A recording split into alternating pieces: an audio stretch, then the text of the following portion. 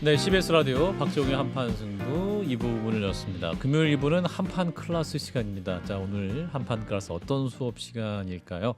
자, 오늘은 시인을 만나겠습니다. 오랜만에 산문집을 펴내셨어요. 최영미 시인을 모셨는데 시인이자 지금은 또 출판사를 운영하는 사장님이시기도 합니다. 자, 선생님 어서 오십시오. 네, 반갑습니다. 진 네, 작가님과 안녕하세요. 김 소장 인사 안녕하세요. 나눠주시고 책 내용을 이제 얘기하기 앞서서 출판사 1인 출판사를 만드셨어요. 벌써 4년 됐어요. 저도 제가 사업자가 될 줄 몰랐습니다. 아, 그러셨군요. 그 당시에 그 미투 선언을 하시고 그러니까 그 출판사 설립한 그 시점은 제가 이제 1심 승소한 뒤에 1심 승소하신 다음에 2019년이죠. 19년 초에 승소한 뒤에 항소심이 여름에 시작되는데 그 사이에 좀 몇 달 휴지기가 있어요. 네네네. 그 시간이 좀 아깝더라고요. 저는 왜 성격이 뭐 하나 뭐랄까 동시에 두 가지 못해요. 네. 재판 생각이 머릿속에 안 떠나니까 뭐 그랬을 수도 없고 그래서 아무튼 제가 그냥 4월 초에 출판사 등록하고 이미 출판사 그리고 석 달 안에 책을 냈어요. 다시 오지 않는 것도 그냥 시집을 네네. 정말 이렇게 빨리 한 거죠. 그때도 냄비를 한 2개쯤 태워 드셨습니까? 네네. 저는 시집 낼 때마다 냄비를 좀 태워요. 하시고. 예, 한꺼번에 2가지를 못 하셔서 고구마 샀는 냄비랑 달걀 샀는 냄비를 태우셨다고. 네, 그게 잘 안 돼요. 그렇군요. 그 출판사를 또 차리고 운영하는 거 굉장히 힘든 일이잖아요, 선생님. 잘 운영이 되시나요? 어떻습니까? 힘들죠. 저는 예. 사실은 처음에는 계산서 발행에 대한 공포가 제일 컸어요. 계산서 발행이요. 네, 그게 저는 일단 그 홈택스에 로그인하고 이런 것도 쉽진 않았고 제가 예. 원래 기계치예요. 예. 근데 하여튼 인터넷 해서 또 어렵죠. 네, 제가 출판사 등록하면서 음. 뭐 온갖 서점이면 뭐 하여튼 뭐 국립도서관 포함하여 하여튼 새로운 아이디와 로그 뭐 그런 한 몇십 개 만든 것 같고 예, 예. 그리고 이제 로그인 홈택스 로그에서 계산서 발행하는데 공급받는 자와 공급자가 헷갈려서 지금도 헷갈려요. 그래서 뭐 이렇게 배워도 뭐 잘 모르겠어요. 뭐 나이 들어서 그런지 그런데 어느 날 이제 사업자인 친구한테 직접 그 친구가 계산서 발행하는 걸 보고 예.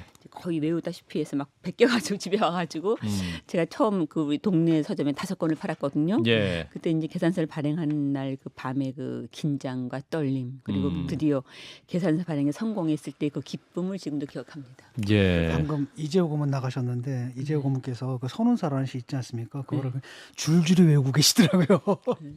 식구를. 네, 우리 최영미 시인 만나고 있는데요.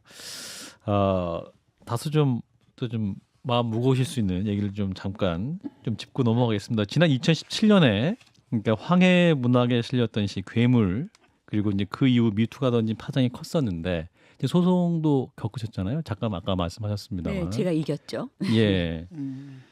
그 이후에 또 삶이 좀 많이 바뀌셨다라는 말씀을 하셨던 것 같아요. 좀 바뀌었고 예. 뭐 이렇게 간단히 말할 수 일단 저는 그 소송하기 전에는 제가 진실만 말하면 충분하다고 생각했어요. 네네. 근데 제가 그 재판하면서 진실만으로는 충분하지 않다. 내가 진실이라는 것을 증명할 수 있는 말만 해야 된다는 강박관념이 생겼어요. 예. 그래서 그 다음부터 기자들 만나는 게 너무 힘들어요. 긴장되고. 아하. 다 팩트 체크 해야 되니까 예를 들면 내가 뭐 이거 10년 전 일이다 아니야 10년이 아니라 5년일 수도 있지 이런 식 있잖아요. 그래서 그런 좀 성격도 뭐 성격이 안 변하겠지만 조금 더 조심스러워졌다고 할까요? 네. 실제로 그런 폭로와 이런 분쟁을 겪으신 다음에 책을 내시는데도 어려움을 겪으셨다고 들었는데 실제로 이 안에서 어떤 그냥, 그 압력이 좀 작용했나요?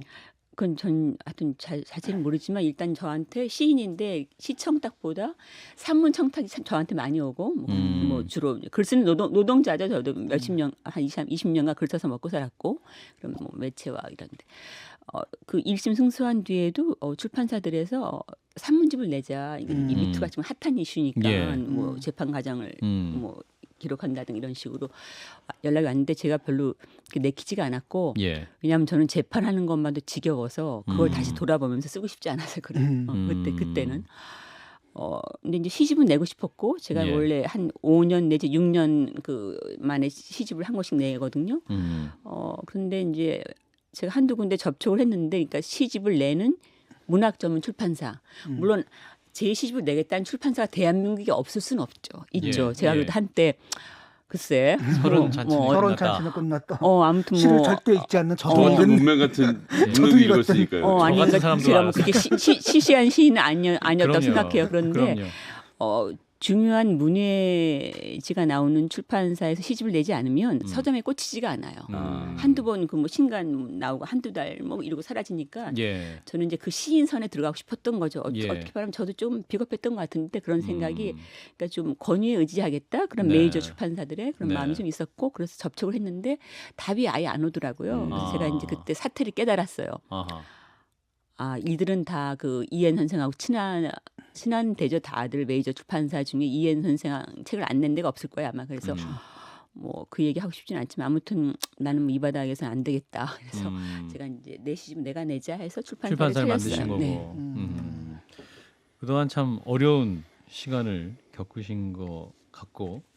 근데 최근에 이제 고은 시인이 시집과 대담집을 발간했다가 논란이 일자 이제 출판사가 사과의 뜻을 밝히면서 책 공부를 중단하는 일까지 이제 벌어졌었는데 우리 선생님들이 그런 과정을 보시면서 여러 가지 좀 생각이 들으셨을 것 같아요. 어떤 마음 드셨습니까? 일단 저는 너무 귀찮았어요. 왜냐하면 기자들이 제 입장을 묻는 아, 그 예. 전화와 문자와 이메일이 너무 많이 와서 네네. 일일이 참 응답하기도 그렇고 그래서 저는 그냥 짧게 처음에는 허망하다 이렇게 허망하다. 말했고 그 다음에는 위선을 실천한 문화라고 짧게 이제 위선을 말했는데 실천하는구나. 뭐 그 출판사 이름과 뭐 한꺼번에 이제 제가 좀 약간의 그 뭐 풍자한 거죠. 예.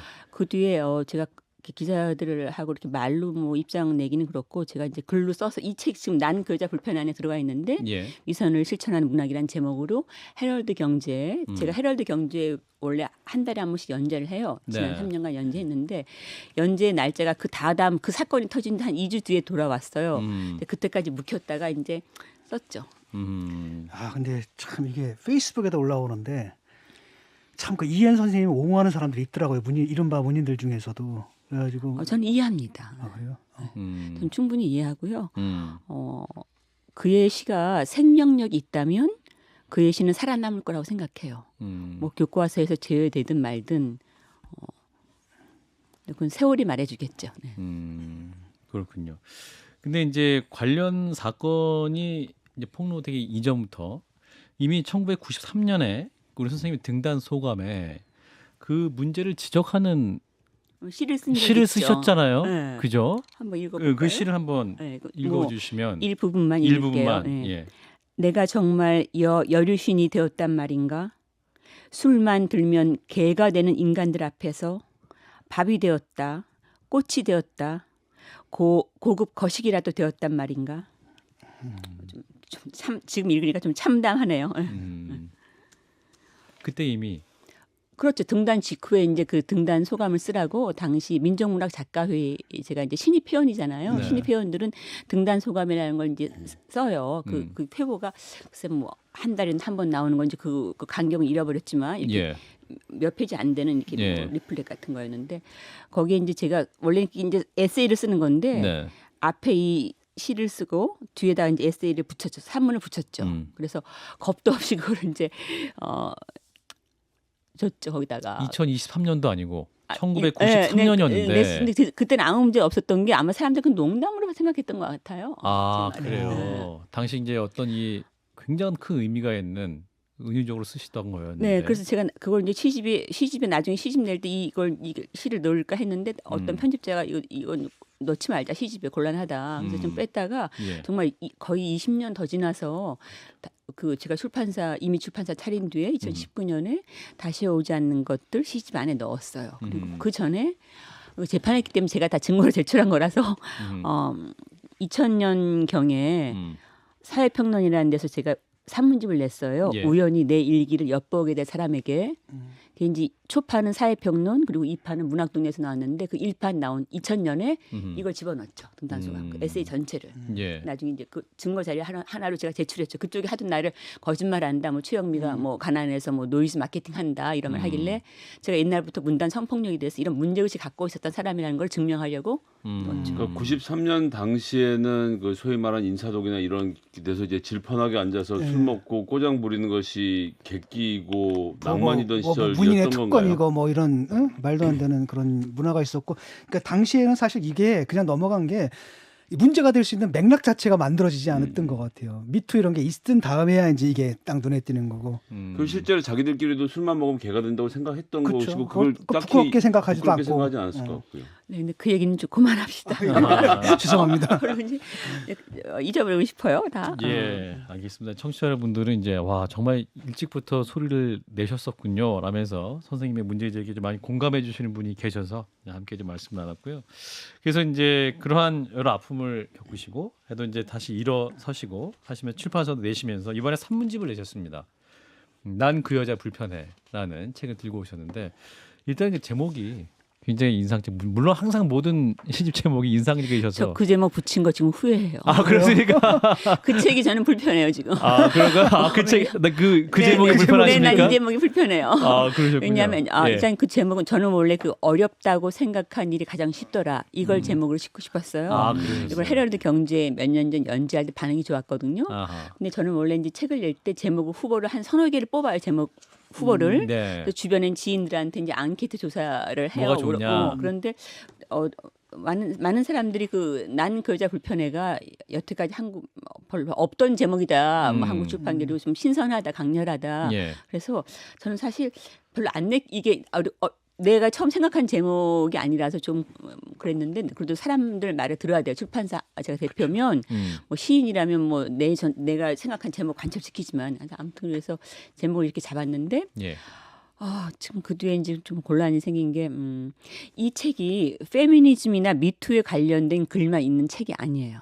그렇죠. 저 이거 보니 스포츠 얘기도 있고. 네, 아니 그러니까 제가 한번 꼭지를 세봤 이 책 전체에 60꼭지의 산문이 있는데 네네. 그 중에 미투 관련한 그 미투를 정면으로 다룬 꼭지는 5개인가 4개밖에 안 되고 예. 약간 양념으로 사이드로 다룬 게 한 2개. 뭐 크게 잡아봤자 7꼭지밖에 안 되는데 예. 그러니까 전체 그 글의 한 11%, 12% 정도인데 예. 이 제목 때문에 이게 마치 그 페미니즘 책으로 사람들이 받아들여져서 아하. 책이 나온 다음에 그 언론에서 다룰 때도 소개할 때도 굉장히 세게 제목을 아하. 무슨 뭐 저격수 이런 식으로 아하. 그래서 제가 손해 본다고 생각. 왜냐하면 저는 제 글로 기억되고 싶어요. 아하. 제 글에 집중하고 싶은데 이 예. 글 외적인 요소로 아. 뭐 미투라든가 누구와의 뭐 재판이라든가 이런 식으로 글 외적인 요소로 조명을 받으니까 저는 정말 불편해요. 아하. 작가로서 손해라고 생각해요. 그래서 오늘은 그 제목이 불편하다라는 네. 말씀을 하고 계시군요. 후회하고 있어요. 보니까 중간중간에 요리 얘기 뭐 이제 음식 재료 얘기 나오는 거 보면 이제 호박, 고구마, 달걀 이렇게 좀 간소하게 간 많이 안 하고 드시는 음식들을 많이 드시는 것 같은데 네, 저는 5분 안에 하는 요리 좋아해요. 5분 안에 가능한 요리가 있구나. 그러니까 뭐 길게 잡으면 축구 전반전이 끝나고 후반전 시작하기 전에 할 수 그 사이에. 있는 요리.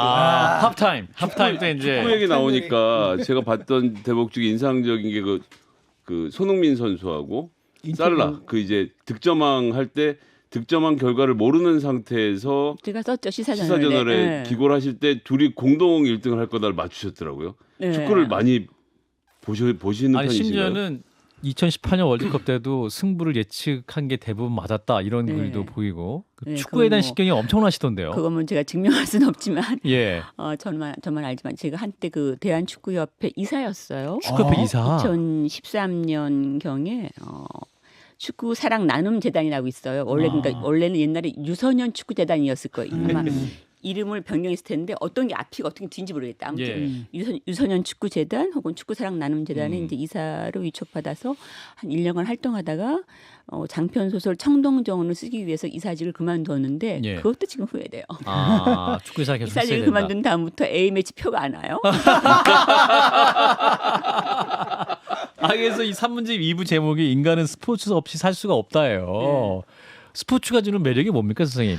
그 순간에 그것이 되는 것. 그 순간에 그리고 이입이 되는 거. 네, 그리고 제가 시로도 축구시도 꽤 썼어요. 저는 예. 축구 산문집도 냈고 아. 공은 사람을 기다리지 않는다라는 책도 냈는데 별 팔리지는 않지만 아무튼 그 고통을 잠재우는 마약이라고 생각해요. 무슨 스포츠가. 말이냐면 이제 제가 좋아하는 경기, 제가 좋아하는 팀을 응원하기 위해서 경기를 보면서 몰입하면 근심, 걱정, 불안, 고통을 잊게 돼요. 인생의 슬픔을 잊게 돼요. 그렇군요. 뭐 완전히 잊진 않죠. 근데 아주 재밌는 경기, 예를 들면 월드컵 뭐 파이널이다, 결승전이다 그러면 이제 정말 아무 생각 없는 거지. 그 순간에 몰입하는 거지. 저는 이야. 그게 저한테 가장 큰 그 축구의 매력이에요. 청취자가 갑자기 질문이 왔습니다. 혹시 진짜 플레이어로 그 골대녀 혹시 아세요? 그 여성 한 번도 본 적 없어요. 아 그러세요? 아 이거 직접 전문 축구 선수가 아니어서 예능에서 여성 연예인들이 제가 원래 예능 안 보고요. 아. 텔레비전은 뉴스밖에 안 보고 오로지 스포츠 중계만 봐요. 아, 드라마도 안 봐요. 드라마도 안 봐요. 드라마도 안 보고 영화도 안 보고 제가 책에도 썼지만 제 인생이 영화보다 재미있어서 제 인생이 어떤 드라마보다 재미있어서 드라마 지루해서 못 봐요. 드라마 영화는.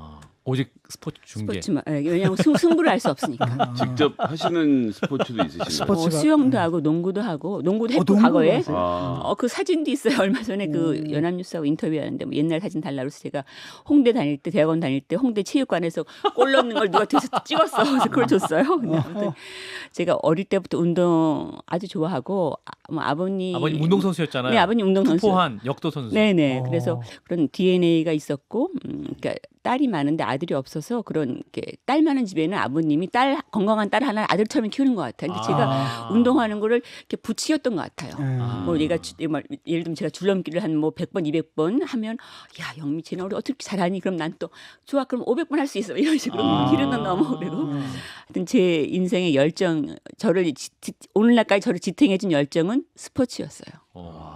그렇군요. 그러니까 글을 읽어보면 스포츠에 대한 그 통찰이 엄청나세요. 그 지난번에 올림픽 때는 그 2020년 올림픽 명장 몇 가지를 쓰신 글도 네. 있었는데 저는 인상 깊게 본 게 육상 높이뛰기 결선에서 우상혁 선수의 웃음을 명장면으로 꼽으셨어요. 네.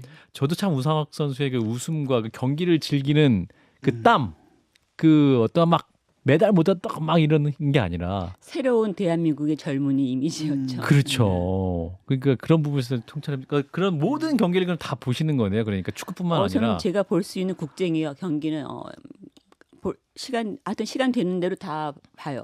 제가 좋아하니까 모든 종목을. 그렇군요. 그러니까 배구 선수들 실망하지 마세요. 축구 뭐 야구만 아니라 거의 다 보고 있어요 지금. 이번 이제 카타르 월드컵에서는 백승호 선수를 눈여겨 보셨다고. 왜 그렇습니까? 그 AMH 그러니까 평가전 했는데 월드컵 전에 월드컵 전에 아이슬란드 제 기억에 아이슬란드와 평가전에 예. 백승호 선수가 이제 나와서 코너킥을 찼어요. 그러니까 뭐 크로스라고 하죠. 원래 예. 영어는 크로스인데 근데 예. 굉장히 정확하고 위협적이어서 바로 골대 앞에 떨어졌는데 예. 그게 골로 연결되지는 않았지만 그 음. 순간에 이거 이 선수 괜찮다. 그리고 괜찮다. 제가 사실 백승호 선수가 한 10살 무렵에 본 적이 있어요. 아 실제로. 제가 유소년 클럽에서 네네 바르셀로나 유소년 팀에서 뛸 때 제가 그 당시 그 중앙일보에 유럽 축구 기행을 연재했어요. 아. 5회인가 6회인가를. 예. 그때 갔을 때 이제 심지어 독일에서 뛰는 정대세 선수, 손흥민, 박지성, 이청용 그리고 이제 바르셀로나 가서 백승호 선수 봤죠. 그 훈련장까지 따라갔죠. 그 어머님이 해준 밥을 집에서 이제 먹고 지금 굉장히 미안하면서 고마워요. 그러니까 왜 이렇게 여행하면 이렇게 한국식 먹고 너무 싶을 먹고 때가 있잖아요. 싶잖아요. 근데 라면 하나가 너무 백승호 선수 귀하고. 어머님이 집으로 초대해서 정말 지금 생각하면 좀 실례인데 가서 얻어먹고 백승호 선수랑 이제 어린 백승호 선수 인터뷰도 하고 내가 방을 보고 싶다고 했어요. 제가 기억나는 게 그러셨어요. 그 축구 선수의 방을 보고 싶더라고요. 취재를 위해서. 그러니까 어떤 어떤 소년이 자라서 축구 선수가 되나. 제 호기심은 그거였어요. 그렇군요. 약간 작가라서 호기심이었는데 그 방도 지금 기억나고 백승호 선수가 저한테 선물로 이렇게 축구 메모를 줬어요. 이렇게 그 축구장이 이렇게 선으로 그어져 있고 여기 뭐 우리 편 저편 그러니까 전술을 편집할 때. 그렇죠. 전술 네. 어떻게 패스하고 이런 거. 그래서 그걸 제가 오랫동안 간직했는데 예. 지금 어디 있는지 찾아봐야 될 거예요. 백승호 선수가 또 이번에 골도 넣었잖아요. 마지막에 제가 브라질전에서. 너무 기뻤어요. 그래서 제가 사실 예. 그래서 월드컵 시작하기 전에 예. 어느 신문에 글을 쓰면서 이제 백승호를 선발 엔트리에 포함시키는 무언의 압력을 그러니까 뭐 이렇게 하면 좋겠다 하면서 굉장히 근데 이제 선발 엔트리에 포함된 거예요. 그래서 예. 너무 기쁘다 이제 그걸 쓰고 예. 그래서 좀 골 좀 너무 좋겠다. 근데 계속 선발로 안 안 나오더라고요. 나왔었어요. 맨 마지막 경기 브라질전에서 가가지고 나왔죠. 후반에 그래서 그 순간에 제가 사실은 이제 거의 이렇게 그때 새벽에 있잖아요. 그렇죠. 그래서 침대에서 기대서 보다가 백승호 선수가 나온 줄 알고 똑바로 앉아 일어나가지고 이렇게 자세 걸쳐가지고 봤는데 진짜 멋있는 골 넣었어요. 튀어나오는 골이야 그냥. 그렇죠. 그 뭐 이렇게 상대 네. 그 그냥 그대로 넣어가지고 다이렉트로 너무 멋있었어요. 그렇군요. 그 지난 2018년 월드컵 때 이제 보시고 나서 이제 감독 교체해야 된다는 의견을 내셨는데 진짜 네. 벤투로 교체된 다음에 이제 좋은 아마 성과를 냈죠. 축구협회에서 제 글 본 것 같아요.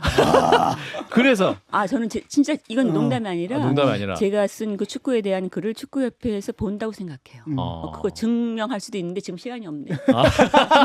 증명할 수도 있어. 나중에 증명해 주겠거든요. 아니, 이번에 클린스만 특정 감독 사업을 하시더니 영입한 거 어떻게 증명에 보십니까? 집중을 하시. 이번에 감독이 크리스만 감독. 그 좋은 질문이에요.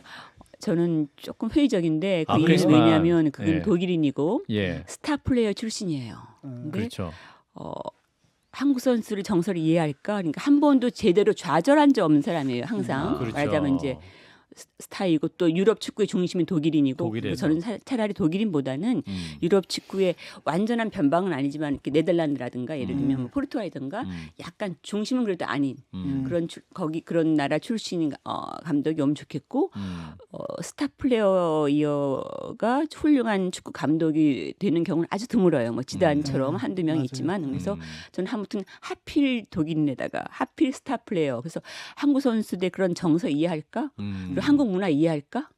그런 지금 의문이 있어요. 그렇군요. 그리고 약간의 혐의도 있는 게 카타르 월드컵 때 예. 그 클린스만 그분이 이란 대표팀 감독인 케이로스인가 그분하고 설전을 벌인 게 있어요. 설전을 예. 벌였어요. 예, 예. 뭐 이란 문화 뭐 관계에서 뭐 이란 축구 팀하고 뭐 이란 축구 감독은 뭐 경기 중에 심판한테 계속 얘기한다. 그래서 뭐 그게 이란의 문화다 이런 식으로 가지고 펌의 뭐 발언 비슷. 약간 이란 문화를 모독한 거죠. 아시아 문화를. 예. 그래서 약간 그게 문제가 돼서 서로 설전을 벌였거든요. 제가 그걸 이제 보다가 그걸 저장해 놨어요. 언젠가 쓰려고 다시.